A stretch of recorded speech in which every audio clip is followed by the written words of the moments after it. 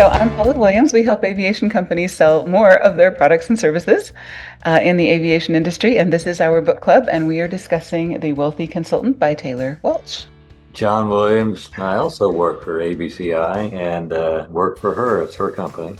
I wear many hats: cybersecurity, CFO, and I program utilities from time to time.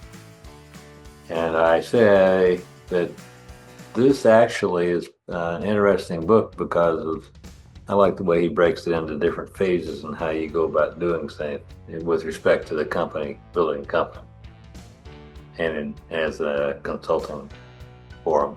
Excellent. Thank you. Angel. And I work with ABCI as well, and I work as an executive assistant for Paula. And for the book, I want to hope to learn more and dive into the understanding of how experienced consultants really structure their business to create a more leveraged and long-term wealth, not just into the higher income side. Well, yeah, and I'm going to interject. I was a consultant Okay. for a bunch of years, like, I don't know, 20 plus. And so from the consulting perspective, it's very interesting. It's is one way, but when you're building a company of consultants, it's a little different. Yeah. Anyway. Absolutely true. Ying. Hello everyone, my name is Mariel Therese Jocampo. You can call me Ying. So I create content at ABCI for different types of clients, aviation clients. So this is actually my first book club discussion. My first impression would be, based on the title, I believe it reads less like a motivational business book and more like advice from someone who's actually built and scaled consulting companies. Excellent. Yeah, that's absolutely true. And then I think it was Ben and then Adila. Like to. So I'm Ben Nivert. I'm the Chief of Staff for DBT Aero. We're a client of ABCI. And I often attend the book clubs. I look forward to the learnings that you walk away with. And in this case, I'm particularly interested in the part about scalable businesses and services. I was a consultant for quite a long time, ran a consulting company, ran a business unit Asia Pacific wide for Ernst & Young. So there's always good things to learn, and I'm looking forward to picking up what I can. Thanks, Paul. Fantastic. Adila. Hi, my name is Adila Shahid, and I work as a social media specialist for ABCI. And about the book, I managed to read the first 6 chapters, and I think the book is great because it actually is very much related to what we do as consultant at ABCI. And it touches a lot of topics about scaling the business and outsourcing the business and how CEOs can, focus on one thing and let the team do the rest as well, and then about the pricing structure and what services to offers and how to scale them. And then it also talks about different means like social media and then paid ads, and then the importance of organic media and events and webinars and stuff like that. So I think this is actually what we do basically.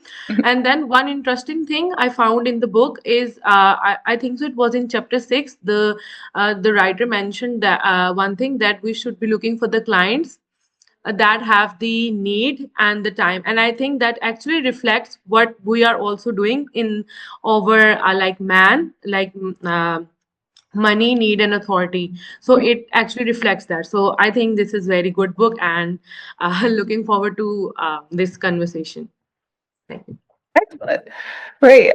This book was kind of an accident because we had planned to do Kellogg on marketing this month, but I couldn't get enough copies together for our book club.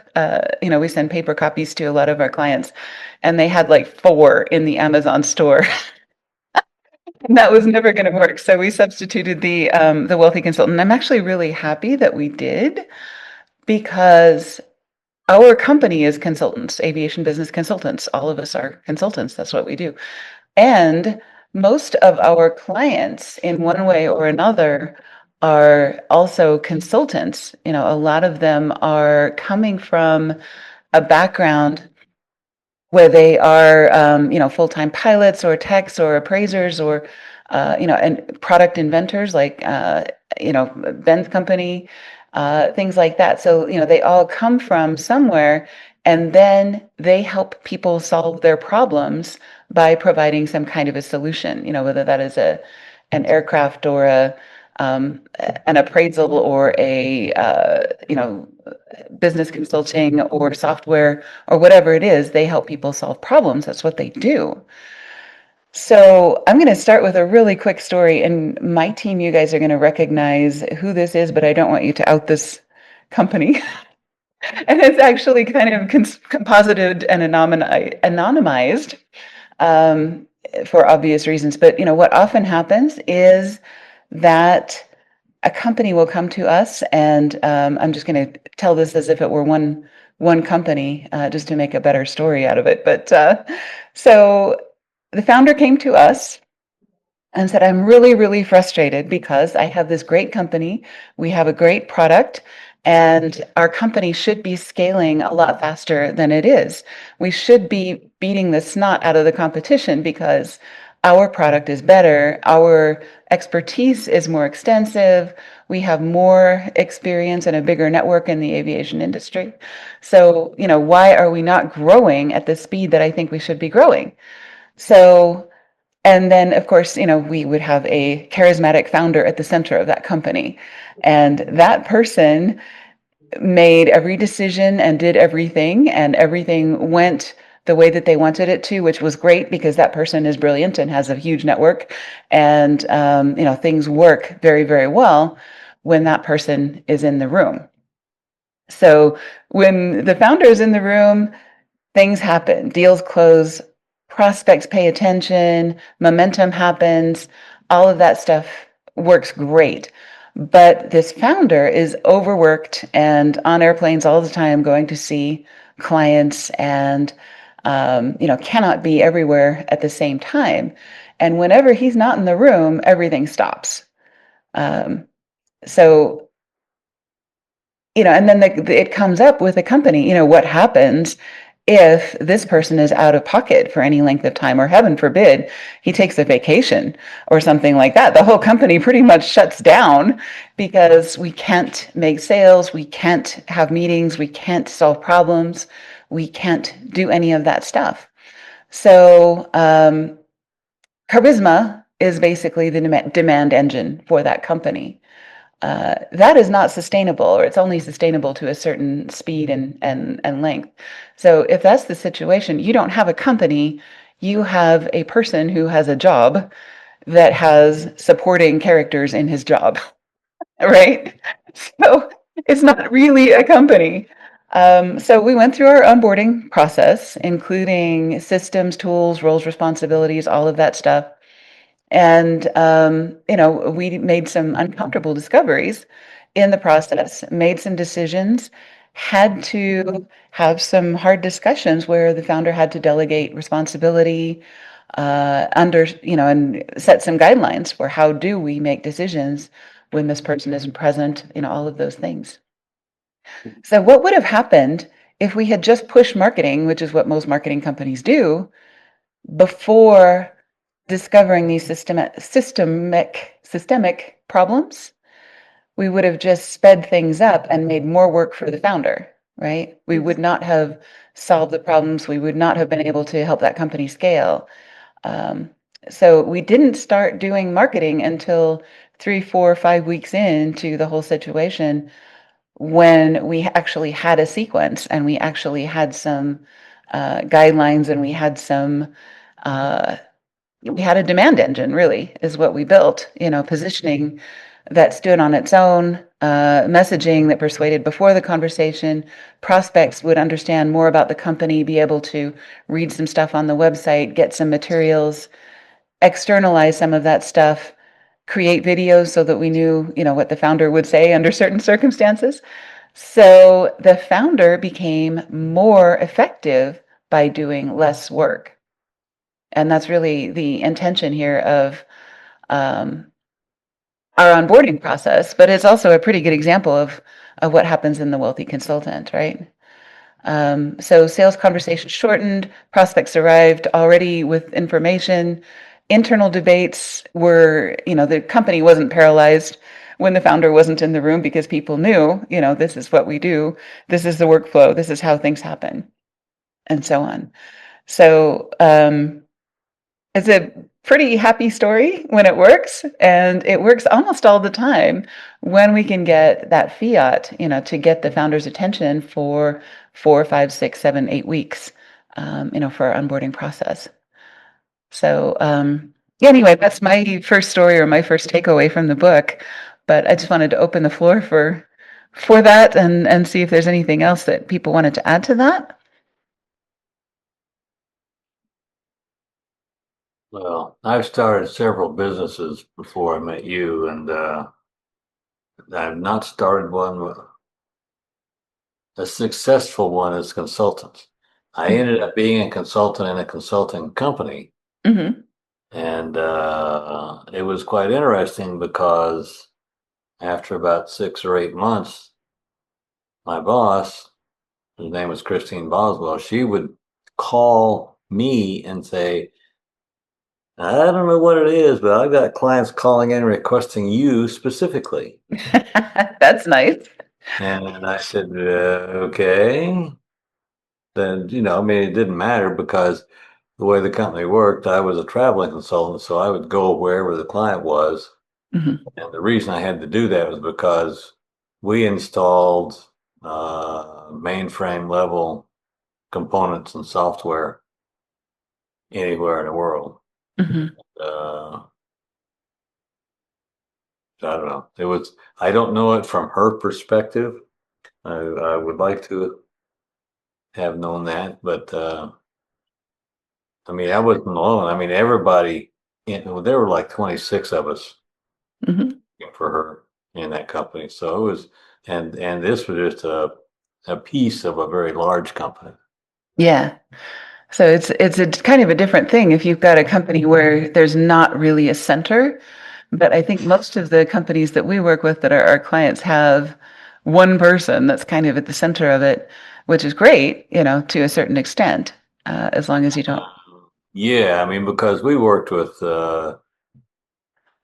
well, Mikado, Mm-hmm. shoot, and USAA. I was a consultant there for 5 years, for crying out loud. Mm-hmm. But large places where when you got the software or the hardware or combination installed, tested, then you would actually provide a demo to the CEO and a couple of VPs. Yeah. So So, it yeah. wasn't sold up until that. Uh-huh. And then, I mean, in our case, I never had any of my turns down. So, but we get to a point, as an example, in one of them, which was typical of everything else. They said they said the software was on a 20-foot by 10-foot screen in front of this auditorium, and all the icons started blinking red. He said, "Well, it looks like you got a problem." I said, "No, sir. Actually, you got a major fiber cut."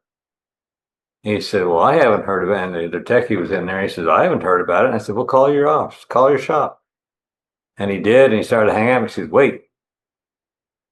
And he looked at me. He looked and said, "Yes, we have a major fiber cut." The CEO turned around, looked at me, and said, "Sold." We're buying your software. Right. Anyway, but that was working for IBM. IBM owned like 20% of the stock of the company I was working for. So for all intents and purposes, I worked for You're IBM. working for IBM, right? Okay. But Well, let me ask this, because especially with John and Ben in the room, you guys have both been the center of different companies and things like that. So when does charisma stop being an advantage and start being a liability? At what point does that happen? So interesting question. It depends on how you leverage it, I think. Yeah. I think when nothing can get done unless that person is involved, then it's a real detriment unless that's all they really wanted to do. But if your goal is to build a sustainable business that works, one of one of Steve Jobs's great quotes was my life contribution was never iPod or the iPad or the iPhone, it was Apple. Yeah. He wanted to build a sustainable enterprise that would operate without him.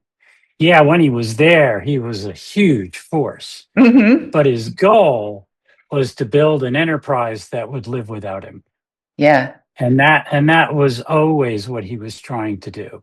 He Yeah. never thought the product was his goal. Right. And I think that's, when you're up, when I was at like Ernst and Young, you would bring people into client meetings to help you connect to that client. Yeah. And when I was working as a consultant and I was a partner out of Chicago for a company in Chicago, we had teams of partners, and you would go in and lead an engagement, but the assumption was that the engagement team could run it. Yeah. And we did have one very charismatic person who, in the end, was quite a detriment to Oh, the yeah. because the client started to say things like, well, this guy's going to change everything when he gets here. Let's just wait for him to come and tell us what to do. Oh, And God. it made progress really difficult. And the team on the ground is saying, we got all this work to do. We can't just wait around for this guy to show up. Hmm. And worse, he wasn't always right. I mean, the problem they had was they just didn't want to spend a lot of time on something he was going to change. Hmm. Agreed. Yeah. And that's where they're a big problem. The Right. good news is they often connect well, they're good sales engines, they're great at motivation, but when you can't move forward until they get whatever crazy change they plan to make, that's a problem. Right. You have to be able to. Diversity is a superpower. Yeah. The Yeah. more eyes you have looking at something, the more contributions you get, the better off you are. On Mhm. some of the very large projects where we had a real even-handed team, we kind of moved the planet Mm-hmm. because you can make a lot of progress when you get a lot of people. Yeah. When I did a project for the state of Colorado, we trained 5,000 people. Hmm. And if you think those, and they all had independent authority, we didn't stifle them in any way. And we got a lot done in 3 years. Yeah. We changed thousands of processes, we changed services, we changed experiences of state residents. And you don't do that all by yourself. No, and I remember reading about some The of that. governor was around. Yeah, the governor Yeah. he showed up to meetings, and he made sure he was always on top of it and Yeah. promoting it. But nobody waited for the governor. Hmm. We just got stuff done. And Yeah. that was good. Yeah. Yeah. So yeah, 5,000 people can change the world if they have enough of independence, delegation, and authority. Hmm. So, you know. Yeah. Comes back to that old African saying, if you want to go fast, go alone. If you want to go Mhm. far, go together. And I Yep. think a lot of new companies, especially, even ours, suffered from that, and it still suffers from that sometimes, where I run off and make a decision, and then I tell people after the fact, and then they're Yeah. all going, "Oh crap, what did she do?" And that's not always a good thing. We Yeah, had a sign that said, "Where's my team? Which way did they go? I must find them. I'm their leader." I'm their leader, right? That's good. That is absolutely cool. Right. So, and I think that's every company, we've always said every company is better off if they have a rock star, at least one rock star, because it's so much easier to do the marketing, and it's so much easier to personalize, and it's so much easier to obtain credibility for a human being than it is to obtain credibility for a company. And often that one person is kind of the spearhead for that. So I'm arguing both sides of the same uh, argument here. I do think every company needs to have at least one rock star, but I also think the more rock stars we have, the stronger the company becomes. So, if a company doesn't have a rock star, that's thing number one, is we need to get one. And then once a company does have a rock star, then we need to keep that person from destroying the company or becoming the problem, So that's the two sides of the coin. Yeah, well, it's a fit for purpose kind of challenge. Mm-hmm. A rock star that's disruptive. When you look at all the different, like, television shows are great for that sort of thing. We used to use clips from, like, House. Okay. He's brilliant, absolutely brilliant at diagnosing what's going on, Mm-hmm. but the world's most destructive employee. Yeah. And Yeah. so how do you balance those things? Well, the woman that ran the hospital kept saying, if you keep him focused on saving a particular life for a case we couldn't solve, Mm-hmm. it's quite valuable. But you got to put up with all this other stuff to do it. Yeah. And they're in a regular business. It's an extreme example, but in a regular business, Mm-hmm. you're better off with a rock star that's motivational, that understands how to build teams, that's a coach and a mentor, than you are with someone who feels like it's only about them. Right. So you would not invite. Mm-hmm. There was a statement somewhere. What is it? If I am for me, no, it's if I am not for me, who am I? And if I am only for me, who am I? Yeah. Good point. That you can't be, you have to be a little out of both. Mm-hmm. But yeah, the best success I had at Ernst & Young was building up a strong team. Mm-hmm. Because otherwise you can't, if they're always waiting for you, Mm-hmm. you can't possibly hit your goals. Yeah. Totally agree. Yep. Well, one of the more recent experiences I had was working for a $44 billion corporation with locations around 7 or 8 states. And what the interesting part was that I was the engagement manager. There was another company in there, and he was like a rock star. And exactly like you said, where everybody had to go to him. Mm-hmm. They weren't allowed to make changes. And as far as I'm concerned, if I hired somebody in there, and I hired many, because we were billing 15 mil a year when I left, and it's not a lot, but it's something. But those people rarely came to me for a question. Mm-hmm. They took the reins and they did their own thing. And on rare occasions, they would say, "Hey, what about?" Then I would get with them and we go hibernate somewhere over a cup of coffee and try to figure it out. But that was the rare thing. Mm-hmm. Problem solving and getting out of the way. Yeah, exactly. Exactly. Mm-hmm. Yeah, it is a challenge because I know, like, you guys do work for us, and I have to keep thinking, well, how much independence do you get? Right. Michael, the founder, wants to review things, which is fair enough. Of course. But we want to get it far enough along where the reviews are quick, Mm-hmm. And some of the problem is if we don't communicate correctly, Yeah. which is a lesson I seem to learn at least once a year. Mm-hmm. Don't we all? Don't we all? Exactly. You give someone what you think is clear instructions and you get back something you didn't expect in a bad way. Sometimes you get back something dramatically different in a good way, and you're like, huh, okay. Yeah. I haven't Never thought of would have that. thought of that. That's way better. Mm-hmm. Didn't think that was going to be the case. Yeah. But yeah, so I think it's a challenge. Mm-hmm. There is that building a business and creating processes that people can operate and have full scopes of control. The more we used to do when we were consulting, and we did like Caterpillar, these huge global organizations, and this exercise of pushing down decisions to the lowest possible level Mm-hmm. and allowing the people at the lowest level to coordinate with other parts of the business. Yeah. Otherwise everything goes all the way to the top of the business unit, across to the other top of the business unit, then all the way back down. Yeah. That never works very well. Right. Nope. I love what Ritz-Carlton does, because they push down the whole decision-making process to Yep. anybody who is interacting with a customer has X amount of leeway. They get like $100 or $300 or whatever, it's probably like $500 now. If you can solve this problem in less than an hour and $500 or less, solve the freaking problem and then tell us what you did, after the Yeah, fact.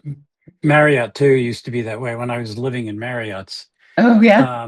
Yeah, 360 stay nights a year, pretty much. Mm-hmm. Yeah, me So, too. yeah. I understand. Mhm. Yeah, I live in a Marriott. Actually lived in the Newport Beach Marriott. If Wow. you're stuck somewhere, that's a pretty good place to be stuck. That is not But bad. yeah, when you get to the top of their program and you wanna drive someone crazy, you go downstairs to the counter in the middle of the night, like 2 a.m, and you tell the poor one guy that works at night that you don't like your room Oh. because they have to fix that Oh my all on gosh. their own. They have that Mm. authority. And they're the only So, person there. yeah, he's like, okay, I have to find you a room and move all your things. Oh. Yeah, poor guy. Wow. Mhm. Yeah, I know that happened to me once, and then the guy said, But "Well, they're I think great. you'll be happy with this room," and then they sent me to the penthouse, which Right. That's what they'll I upgrade you to something else. But yeah. the idea is they're completely authorized. If you looked at the airline models when I was flying a lot, United gave staff a lot of authority. American, which was run by a finance, he was the ex CFO, Crandall. Yeah. Crandall gave none of his staff any authority. Yeah. If you were working the counter, you had to go up at least 2 levels to upgrade a person Mhm. if you thought that person needed it. And so they almost never did.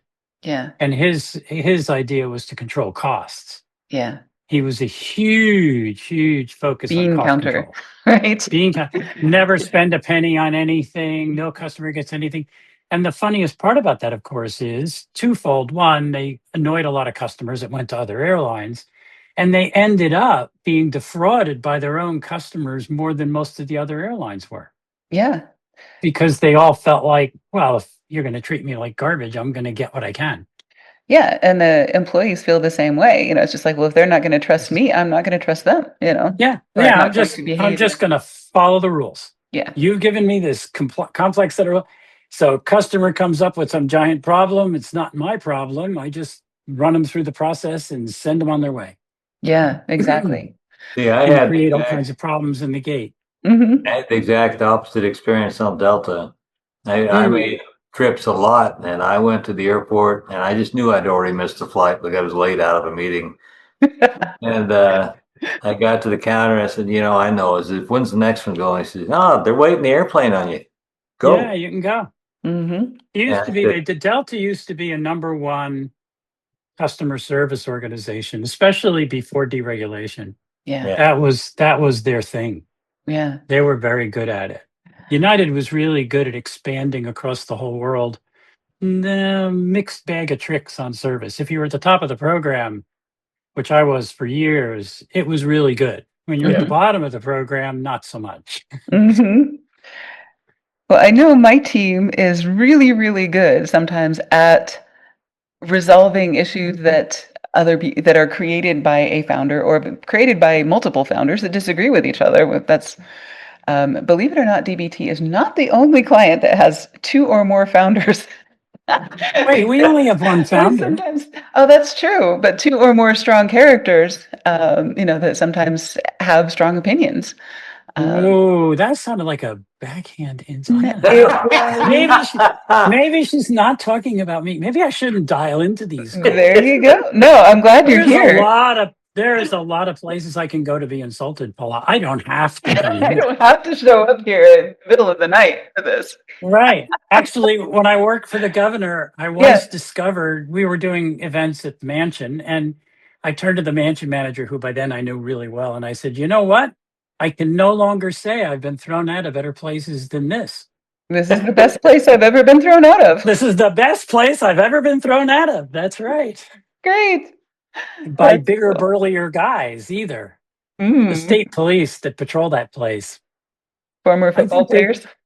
Oh, I think they could throw me a couple about 50 yards. Wow. So yeah, we didn't make much trouble. Anyway, go Okay. ahead. You were saying something Oh, not at actually all, not at important all. Yeah, no, I appreciate the jumping in. And, in a lot of cases, a lot of the companies that we do work with are successful because they have two or more people with strong opinions in the company. And sometimes having an outside person and, I know Angel has in particular because you came in when I had not worked with an assistant like ever before. So, you had some methods of managing that I didn't even notice that I was being managed until after the fact. And it was just like, oh, okay, that problem is solved, and I didn't have to solve it. So, I don't know if you had anything that you could offer in terms of how to make that work, because, sometimes that's pretty cool. I will jump in just before Angel that Okay. strong opinions weakly held used to be a catchphrase. I really liked it. Mhm. Strong opinions weakly held really works. When we were at Ernst & Young, you would argue your point and then go with the team. There you go. I like that. Sorry, go ahead, Angel. Yeah, from when I stepped into ABCI, I was really overwhelmed with a lot of decision makers while I was into the meetings. So, under what I really did is to exactly understand the clear process on each client, and once I have when process are clear and everything will be all I know is the information are clear, the processes are clear, then I can say that the teams have full ownership. Decisions get made faster and more consistently, because business doesn't really go slow down when the founder steps away. That's what I really understand from the past few for the past year, because once someone really have um, clear clear process and clear understanding of the business, then one that person has the full ownership of that certain task or certain project, and from there on, everything will go smoothly. Yeah, I love that. And yeah, Adila, I know you've been working on campaigns, and we do a pretty consistent structure of our campaigns so that you can review somebody else's campaign and see what's going on pretty easily. I don't know if you had anything you'd like to add to that, if that framework is helpful for you. Obviously, because when systems are in place and you know what you have to do, then it's become really easier. Because I remember, like, if we talk about when I first joined, there was a lot of approvals involved. If you remember as well, like Ali has to approve, and then you have to approve, and then if there were edits, then there were again list of approvals. So it was difficult for the team, and it make it difficult to deliver at time.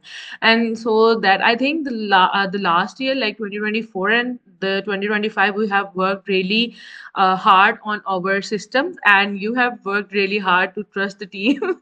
And that has made it really easier for the process to be smoother. And I believe that has given you also a lot of time to work on the sales part, which basically is what the book also teaches in its whole first six chapters.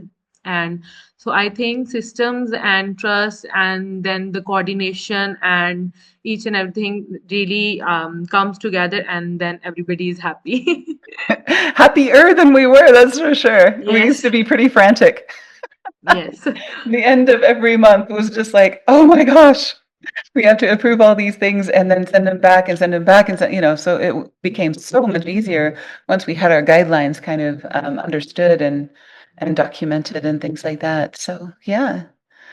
And I think one more thing that actually helped us in our streamlining the processes was it was not that one person was was involved in creating the system.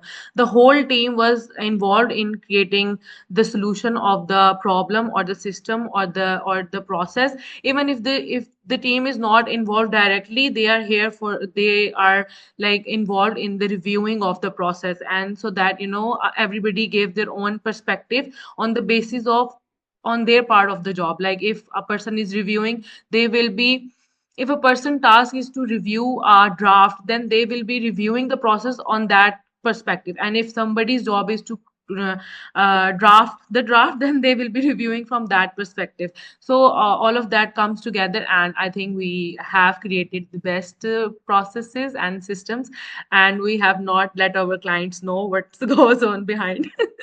Right, exactly. That's funny. We use the image of, the duck who is sitting on this serene lake, and he looks like he's just sitting there having a beautiful day, but under the surface, he's like paddling like crazy. So, we've been the duck for a long time, but now we're actually enjoying things a little bit more, I think, and able to do that. Thank you for that. And um, Ying, we haven't been working together for as long, but I'm sure you probably have some opinions about, things that you've seen in the different companies that you've worked with. And, of course, as an artist and as a writer, you are a consultant, just by definition. So I don't know if you had anything you'd like to add, if I want to put you on the spot. Yeah, I've been to different companies before, and I've seen when that key person is away, for instance, traveling or sick, etc. So decisions slow down and everyone waits, and it's really a problem to the team because in marketing we work in a really fast-paced environment.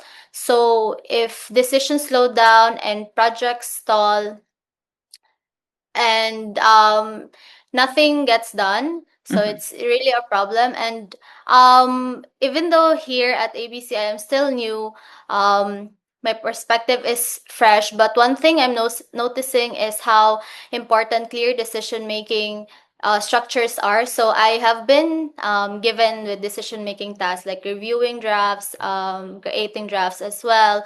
So it's really helpful to me because I have been learning how to take initiative to create contents that are really working.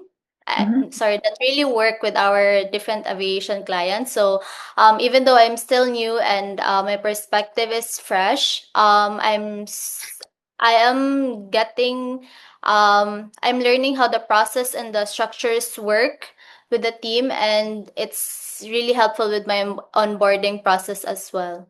Excellent. Yeah, I know one of the things that we do that is probably the most difficult, from the perspective of a designer, and, I was a designer a million years ago, but proposals, proposing a design, you have to understand the company that you're proposing the design for. So, having those basic information sheets, having access to the client directly, all of those things, I think, are ways that we're trying to kind of push that decision making down so that it's can be done. You're not just given proposals or given briefs for every design, which is what happens in a lot of companies. Somebody has to create all those briefs, and then you only get one set of ideas. But when everybody is creating proposals, then we get a wider, what is the word? Variety. Yeah, variety of designs and perspectives. And, you guys come up with things, as Ben said, that I never would have thought of. And, are sometimes a lot better than the perspective that I was coming at from a completely different angle. But, having multiple people working on each client, I think is really, really helpful in that respect. And those proposals, I think, are kind of the hardest part of the process, and also the key to why we're different from a lot of other marketing companies. I don't know if you had any thoughts about that, or if you struggle with proposals, or if that's easy for you now, or how that's working. Yeah, at first, when creating proposals, um, there were some challenges Hmm. since I'm still exploring with the new clients, business, and the structures. But as weeks go by, I'm getting the hang of it, and it's really just about learning how the business works, and learning how the business work, and then everything can go smoothly.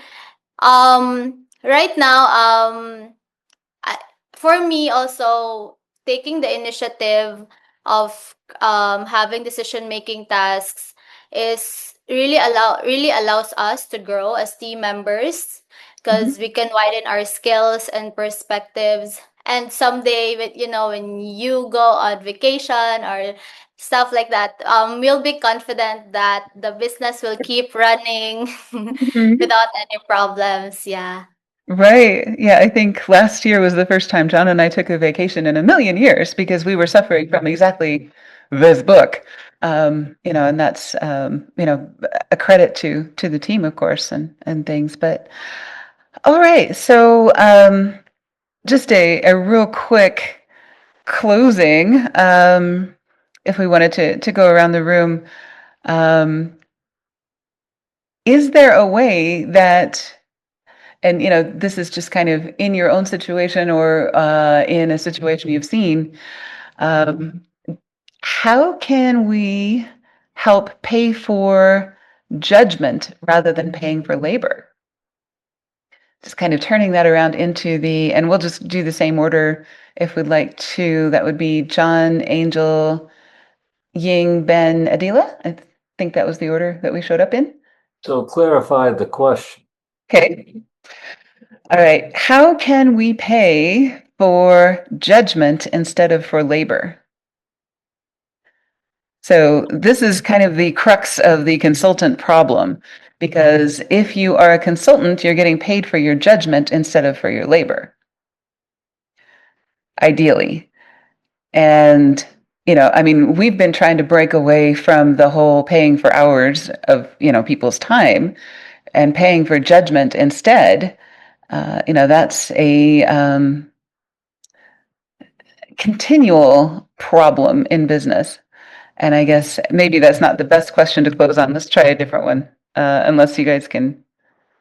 Does that make sense to you? That's really Yeah. interesting. Yeah. It is. It also attacks the AI challenge for, Mm-hmm. when you look at the statistics around, one of the challenges is new hires are paying the biggest price on AI. Yeah. Senior managers aren't. There's Okay. not a huge reduction in senior managers when AI rolls into a company that's adopting it. But the junior staff, because junior staff are paid for labor, Mm-hmm. they're grunt. You sit down for hours and hours creating presentation slides, but the AI can do it. Yeah. And then someone has to fix it. Right. But that's a really interesting Yeah. So idea. The whole, senior managers have the institutional knowledge, and I would say, they're senior. making decisions. Mhm. They're being paid to make decisions. The AI can't do that. Right. It can give you data, but it can't make a decision. Right. So that leads to the next part of it, which is when you talk about ABCI, the marketing, they have to have good information. I've been going through the website data. We're trying to create more hits to the website, and figuring out what to do with all this wonderful information requires somebody who actually understands what the heck it's telling you. And I used to do that for a living, and I still have to get several points of view to figure out what it's telling me, so you know what to actually do. Yeah. So More yeah, data. that's interesting. How do you take the judgments, the value? That was always, Steve Jobs. They presented something to him for a tablet, and he went, "Wow, this would make a really good phone." That's not what I was saying. That's not what they were saying. There's a whole bunch of people in the room with this thing, and they're like, "What?" And he's like, Right. "Well, that would make a good phone. Stop doing that and make a phone." And they did. Yeah. Yeah. And then they had a heck of a time trying to convince somebody, which is where we are at DBT, a heck of a time trying to convince anybody that the Apple phone done the way Apple wanted, not the way the phone company dictated, was going to be a good idea. And only one company agreed to it because they were desperate. Yeah. Yeah. And then they ended up getting bought by AT&T, and AT&T decided to let Apple keep going because it was too late in the process to stop them. Yeah. And Well, was the smartest set of weird coincidences that ever hit AT&T. yeah. Oh, yeah. I mean, nobody could have predicted that. But that's your point, right? All these people were paid for judgment. There wasn't labor. Yeah. Yeah. That's true. That is absolutely true. And I think, that's kind of the difference between an agency that adds value versus an agency that just does stuff. And, also all of our clients who are consultants, are they adding value or are they just doing stuff? Because if they're just doing stuff, they will be replaced, and it's people can argue their way out of implementing a product or solution that doesn't actually add value. It's quite interesting because that was the problem I approached when I hired people as an engagement manager. Mm-hmm. I needed people that could make decisions Mm-hmm. properly, Mm-hmm. whatever that means, Mm-hmm. for the company. And I mean, when I first got there, I was number two in our company to be there, and I just threw all the crap out the window. I mean, That sounds like you.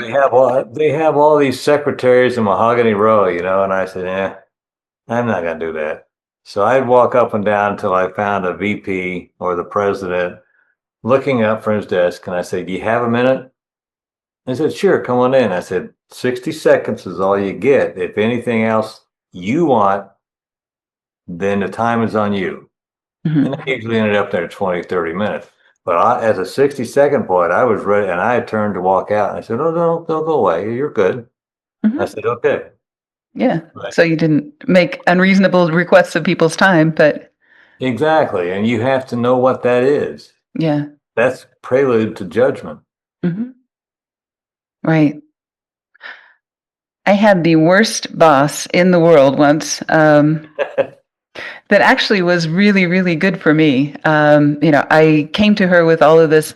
I said, and I was in charge of the website at the time, and I'm just like, we have to do this and this and this and this and this with the website, and she's like, that's not interesting to me.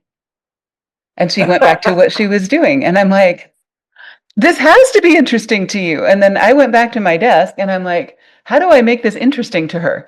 And then I went back and said, I need a decision about this because your options are A, B, and C. So I structured the information that I was presenting to her much better. And I never went back into her office without having, here's the decision I need, and here's what's going to happen if you don't make it right now, And that was probably the best experience that I have ever had, even though that was the worst boss I've ever had. But it taught me, that level of judgment, I guess, or that level of thinking where I had to distill that down to here's what I need and here's what's going to happen if you don't give me what I need. And it was a very acrimonious relationship, but now looking back on it, if I knew where she was, I would go have lunch with her and thank her for all this because, she actually did really help me develop as a consultant. Before that, I was a web doobie, I was doing work, but I wasn't really a consultant until after 6 months of that. And I guess the question, or, the thing we want to end on is if anybody has anything they want to add to that, or if there's any advice that you have or any situation you run across that really helps you. Last words, I guess, on being a consultant or the difference between consulting and work. Well, you also have to have, because in this company I was working for at the time had a problem in that the data center roof fell in, and of course that killed everything for a while. Mm-hmm. And the senior VP came by and said, "Can you put a plan together to do?" Because I didn't know what happened when he came by. He said, "Plan together to do this, that, and the other thing." I said, "Of course." So I can probably have that by the end of the day tomorrow. He says, "How about tonight?" And I said, "Oh, okay." But for me to do that, I need the help of these people because of what they do. Mhm. And he said, well, you can have that. And he said, we're having an all hands meeting here in about 10 minutes. I said, oh, okay. Right now.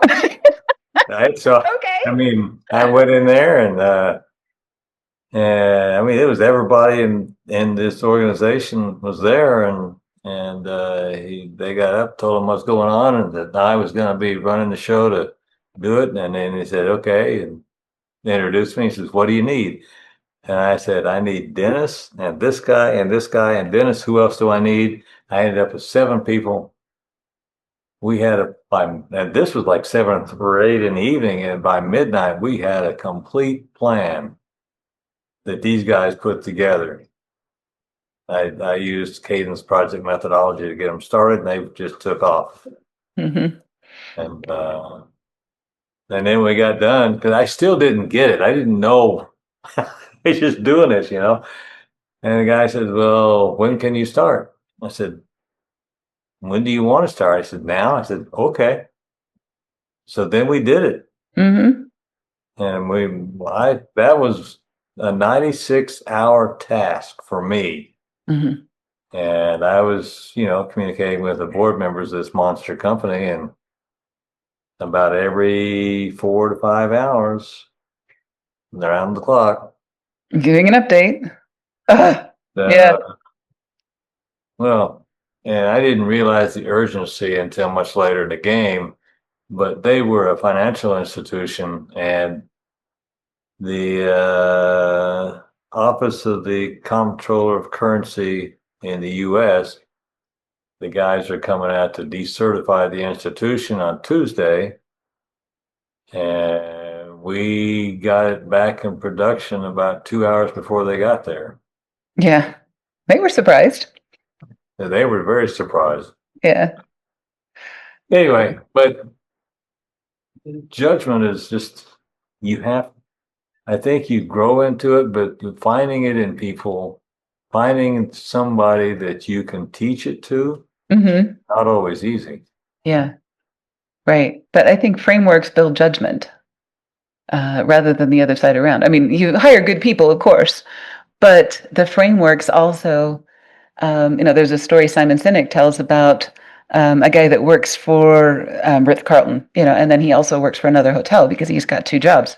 And when he's working for Ritz-Carlton, he is an amazing employee that goes way out of his way for customers. When he's working for the other hotel, he's watching his back. And he's, just doing the bare minimum and everything else. So, I mean, you can have the same person working 2 different jobs. At one job, they're going to be a completely different level of exercise, a completely different level of judgment because of those frameworks than, working at the other hotel. And I don't remember which one he said, but we never want to stay there because those people just don't have any authority and they're not trusted and they're not respected. And I'm sure they show it in the care they show their guests as well. I remember when I started, so I used to even if I have to communicate with the client on text, so Mhm. I would first ask Ali that should I send this message to this client and Yeah. this is what they have asked, or from Paula that should I send this text to what they have, and now that I see that how the team is and how you have trusted us, so I'm like this is the growth that now I can just give suggestions live on Yeah. live to clients. So I think when the team trusts you and you are heard, so people grow, and that's what is also mentioned in the book. Agreed. Yeah. And I'm so happy that we got out of that loop. And you guys are able to communicate directly with clients because that does solve a lot of problems and gets me out of the way. And I was causing more harm than good in a lot of cases because I didn't understand the full situation. And I'm just replying off the top of my head to something that had been going on. And there was a lot more to the situation than I knew. So, I needed to get out of that. So yeah, no, that's an excellent example. Thank you, Adila. Anybody else have anything to add before we wrap up? No, it's very good. Yeah, excellent. Excellent. All right. Well, thank you. Thank you. Do you want to give it a real quick rating? I would say 9 because we are consultants and all of our clients are consultants, and it was an excellent framework. So highly, highly recommended, I think, to our folks. Yeah, I would recommend this one as well. This is at least a 9, if not more. Okay. Ben, you have a 1 to 10? It was a great session. The Yeah. session was a 9. I'd have to go dig Okay. into the book a little more, but yeah, no, it's a good session. Cool. Thank you. Thank you. Angel, I think you were next, or? Sorry. With the information that I get from this session, and I also want to finish reading the book as well. Mhm. Yeah, I think this is really helpful in building confidence, and also, yeah, for me, judgment is valuable because it reduces risk and uncertainty, and as well as not just getting things done. Cool. So, would you give the book a 1, 2, 3, Yeah, 4, 5, 6? What do you think? From the session itself, I'd give it a 9 as well. Okay, excellent. Ying? Yeah, me too. I'll give it a 9. Even though I haven't really read the book yet, I can see that it is very practical and clear, and it has strong focus on judgment, systems, processes, and yeah, I think it's a really good read, and our session is really very helpful to us as well. Excellent. Thank you. Adila, you can bring us home. So yeah, I have read the first 6 chapters. So basically, the book is written for the CEOs or the consultants about how they can upscale the business, but from the perspective of a person who is working for a consultant, I think this book is also deserves a 9, because me being as a person who is working with somebody who is a CEO, so I also learned a lot in terms of how can I help the CEO or the leader to eventually grow as a team, or where I should improve more so that I can be valued more. I know I'm valued, but valued more. Right. Understood. And actually, all of us are consultants. We may not be the CEO of the company, but we all provide that value to our clients. So, that's a great framing of that. All right. Well, thanks, you guys, and have a great Christmas, and enjoy. This is probably the last time I'll see you before Christmas. Other than, I guess we do have a couple more client meetings today, but we'll be seeing you soon. See you guys. Enjoy Happy your Christmas. Merry Christmas. Thanks, guys. Merry Christmas. Happy holidays. Talk to You you soon. too. Bye. Bye-bye. Merry Christmas, everybody.